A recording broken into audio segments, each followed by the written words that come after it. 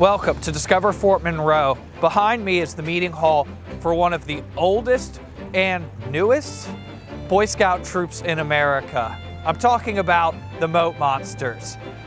Troop 31 is the boys' side, while Troop 31G is the recently formed girls' troop of the Moat Monsters. This week, we'll be talking about the boys' side and joining in with them to see what it's like to be a part of their scout troop here at Fort Monroe.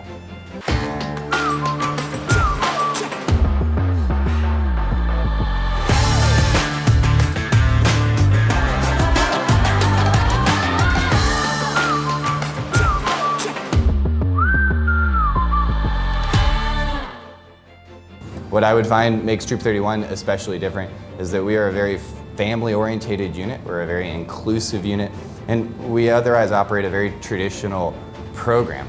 We're 106 years old. We've always met here at Fort Monroe, we've always met inside the moat, and we don't really intend on changing that much. And as far as I've known the troop, we've always gone on campouts and we've always been youth-led. And well, as far as I see it, we're still going on campouts, we're still engaging with youth, and we're still being youth-led. So I would say what really makes us so special is that we're remarkably consistent.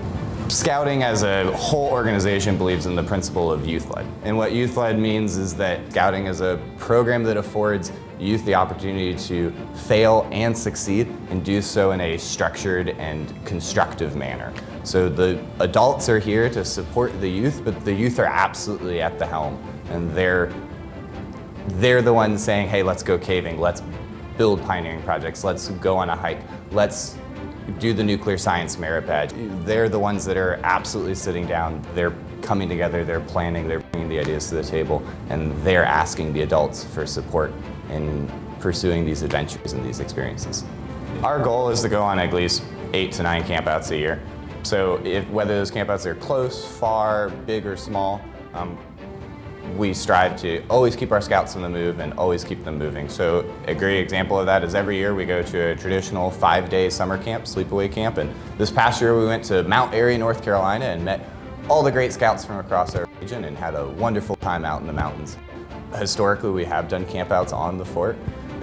More largely though, we continue to strive to keep our youth engaged in activity at least every month. I would definitely say the fan favorites are always something outdoors and seemingly always something that pertains a bit of adventure, and whether that adventure is something just in height or adventure in the true meaning of it. Things like pioneering projects, which are where they can build towers or bridges. Those are always cool.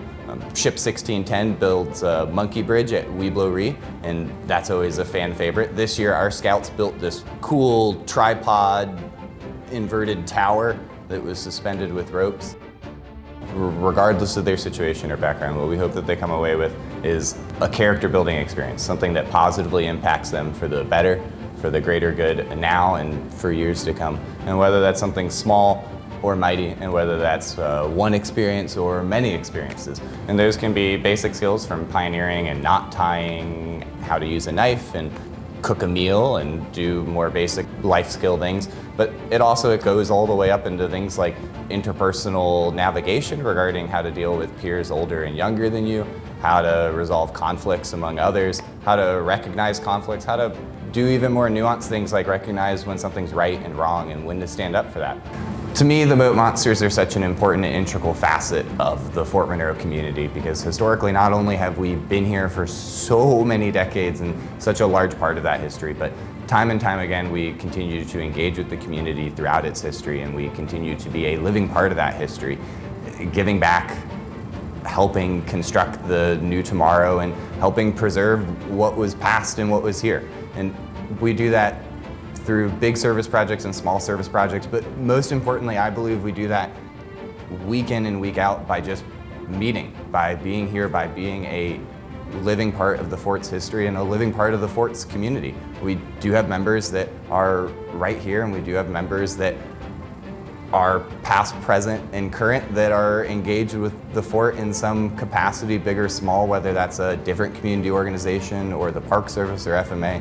And I believe it's that connection back to the troop and what the troop does here day in and day out, week in and week out, that makes it so important to to the fort and the community here.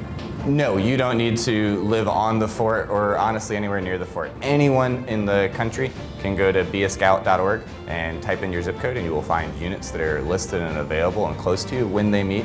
We've been here for decades. We'll be here for decades more, so just come on out and we'd love to see you.